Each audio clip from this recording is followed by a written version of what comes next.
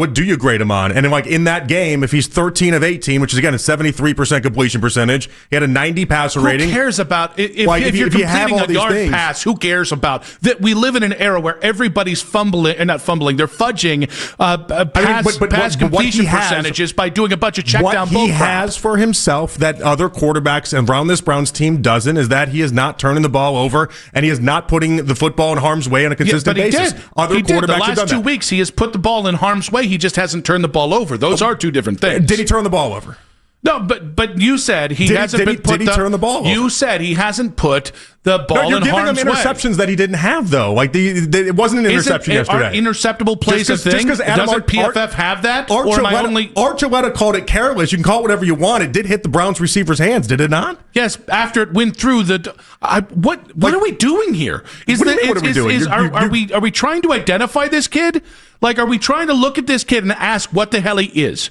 Because you and I both have a way that we think he is. But this idea that the first game, that was his rookie game, so we got to give him a pass there. Well, he's three games into this, Nick. Well, yes, that's the point. You got 17 games this all season. Figured out over 3 games with Dillon Gabriel? I'm supposed to say you can have an opinion on how he's played, and my opinion is it wasn't as bad as you're saying it is right now. No, your opinion was we can't grade him on this game. We couldn't grade him on last game. No, my opinion was last week we couldn't grade him, and this week I said it was a much better game than what you're saying. I've said acceptable 12 million times. I believe. Okay, am I putting him in Canton? No, I believe at some point you said I'm not sure what we can grade him on after this week. No, I'm saying when you have 7 passes through 3 quarters, it's unfair to come out here and say he's part of the problem. NFL quarterback. There's nothing unfair about this. No, it's unfair to say he's part of the problem when you win by 25 points. The clock is ticking. There's so many quarterbacks like Tua displayed yesterday that vomit all over their shoes in any given week. That was 3 bad interceptions. He didn't do that. So because he wasn't Tua Tagovailoa, look at our situation. Look at our situation.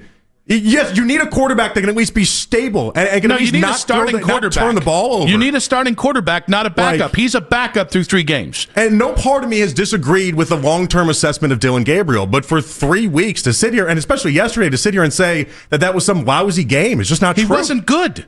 No, that's not true. Why? Because he went 13 of 18 and he's got an adjusted completion percentage for 78%. If I threw the ball a yard, I could get 50% completion in the NFL right now. It was 6.5 yards. That was a yard and a half longer than Joe Flacco did in his first 5 games. Yeah. I've dragged on him for 6 months. It's so much easier for me to come out here and be like, he stinks, he sucks. But it's 3 games, and it doesn't appear, at least yesterday was not his fault.